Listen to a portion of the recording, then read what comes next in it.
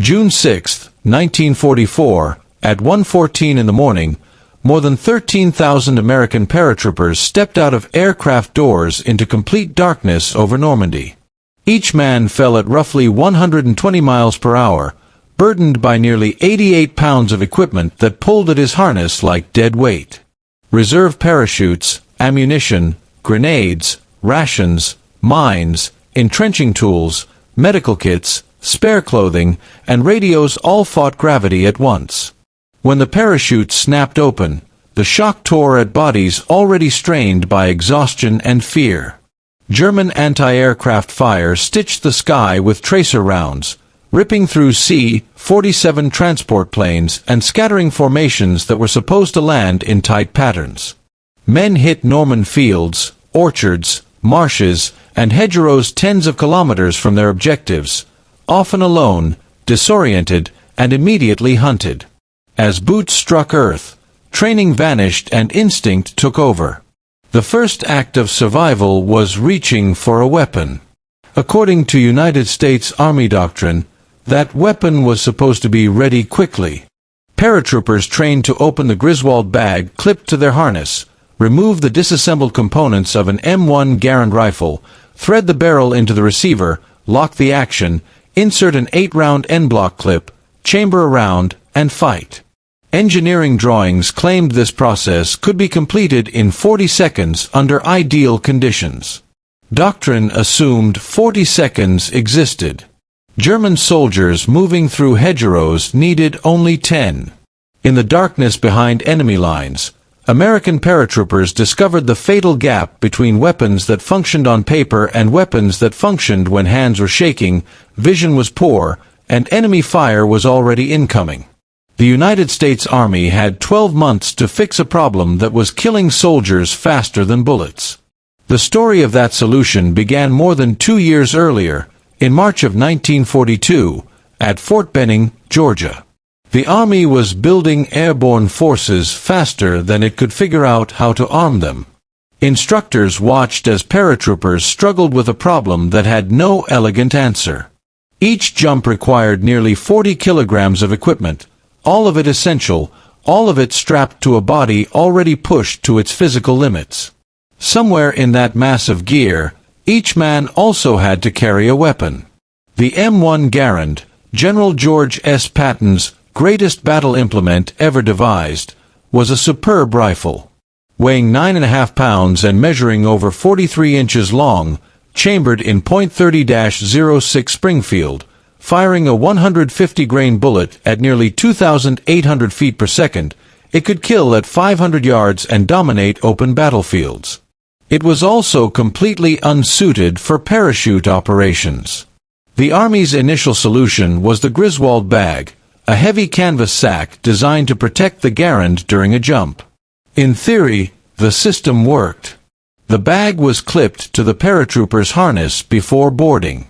The soldier exited the aircraft, endured the opening shock of the parachute, landed, opened the bag, assembled the rifle, and went to war. In practice, field exercises at Fort Benning exposed problems engineers had never anticipated. Slung rifles snagged on brush. The length of the Garand struck helmets and shoulders, making standard packs impossible to wear. Men landed hard, scrambled for cover, and fumbled with canvas straps and metal parts while instructors shouted and stopwatches ran. Under controlled conditions, 40 seconds was achievable. Under fire, it was lethal. While American paratroopers struggled, Germany demonstrated what airborne forces could achieve when properly equipped. Lightning operations in Belgium and the Netherlands, glider assaults, and the capture of seemingly impregnable fortresses like Eben Email proved that speed and surprise could overwhelm larger forces. Each German success underscored a simple truth. Airborne troops required weapons that could be carried safely during a jump and used instantly upon landing. The United States Army Ordnance Department issued an urgent request for a new type of weapon, one that offered greater range, accuracy, and firepower than a pistol but weighed far less than a rifle or submachine gun. It needed to be light, compact, and reliable. Paratroopers needed something they could actually fight with. That weapon already existed. The M1 Carbine, introduced in 1941, weighed just over 5 pounds and measured 35 inches long. Chambered in .30 carbine, it fired a 110-grain bullet at roughly 1,990 feet per second, delivering nearly 1,000 foot-pounds of energy. That was roughly twice the power of the Thompson's .45 ACP cartridge, with far greater range and accuracy. Its effective range of 300 yards suited the close-range fighting expected behind enemy lines. The 15-round detachable magazine offered sustained firepower, and production ramped up immediately. More than 6 million M1 carbines would eventually be manufactured, making it the most widely produced American small arm of the war. Yet even the M1 carbine was too long for parachute operations. 35 inches of steel and would still pose problems during violent aircraft exits and hard landings. Paratroopers needed a weapon that could be strapped tightly to the body, survive opening shock, and be ready to fire within seconds, not minutes. In early 1942, Army Ordnance issued another request: design a carbine with a folding or collapsible stock. The stakes were enormous. The 82nd and 101st Airborne Divisions were already training for combat.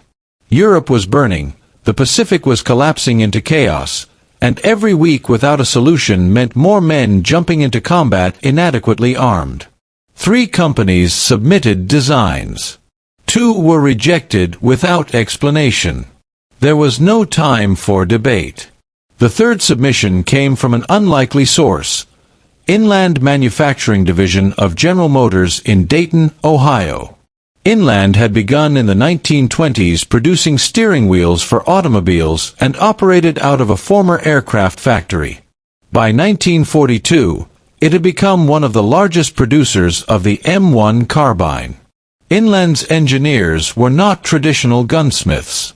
They were automotive designers who thought in terms of mass production, durability, and failure rates over tens of thousands of units.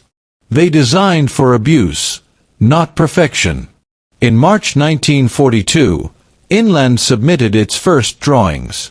The Army demanded revisions. Time was evaporating. Intelligence suggested airborne operations in North Africa and the Mediterranean were imminent. On April 29, Inland's revised design was recommended for standardization as the M1A1. On May 12, 1942, it was officially approved. Inland had 6 months to prove it worked or watch paratroopers die carrying the wrong weapon. What set Inland apart was not revolutionary innovation but ruthless simplicity. The M1A1 was not a new weapon. It was the standard M1 carbine placed into a folding stock. A wooden pistol grip replaced the standard foregrip. A wire buttstock folded to the left side of the weapon, reducing overall length to 25 inches. When deployed, it matched the standard carbine length. Weight remained unchanged. The critical decision was what Inland chose not to include: a locking mechanism. The stock was held in place by a spring-loaded cam, not a latch. Ordnance engineers worried this was a weakness. Inland knew it was a strength. Locks meant moving parts. Moving parts meant failures. Failures meant dead paratroopers. A soldier could snap the stock open with one hand in total darkness. No buttons. No levers. No thought required. This was automotive engineering applied to combat. Inland subcontracted production using proven civilian manufacturing techniques. S.E. Overton supplied wooden components. Royal Typewriter produced wire stocks using industrial assembly methods. Rivets were automotive brake rivets. The leather cheek rest was built like car upholstery. Every part was chosen for durability, ease of repair, and mass production. By October 1942, deliveries began to the 82nd and 101st Airborne. Approximately 71,000 M1A1 carbines were produced in the first run. The weapons arrived with jump scabbards designed to secure them to a paratrooper's leg. The idea failed quickly. The physics were unforgiving. Men hit the ground with massive force, and weapons strapped to ankles caused broken bones. Paratroopers adapted, securing carbines behind reserve chutes or across their bodies. The Army unofficially allowed it. Combat decided what worked. The real test came in July 1943 during the invasion of Sicily. American paratroopers scattered in darkness, isolated behind enemy lines, exactly as planners had feared. This time, they landed with weapons ready. Stocks snapped open. Rounds chambered. Fire returned immediately. The M1A1 worked. That lesson carried into Normandy. On June 6, 1944, 13,000 paratroopers jumped into chaos. Drops scattered catastrophically. Equipment was lost. Men ran through fields hunted by German patrols. But those carrying M1A1 carbines were armed instantly. At Brecourt Manor, Lieutenant Richard Winters led an assault using carbines to suppress German gun crews. The lighter weight allowed speed through hedgerows. The 15-round magazine provided sustained fire. Casualties were horrific. Nearly 2,500 paratroopers became casualties. 15 of 16 battalion commanders in the 82nd were killed or wounded. But losses would have been far worse without a weapon that worked immediately. The M1A1 proved itself again in Market Garden, Varsity, and beyond. It was never perfect. It could not launch rifle grenades safely. But it did what mattered. By the end of the war, 140,591 M1A1 carbines had been produced, all by Inland. One design. One standard. No variation. The M1A1 did not replace the Garand. It solved a different problem. It gave paratroopers a fighting chance in the first 60 seconds after landing. The lesson was simple. Complexity kills. Simplicity survives.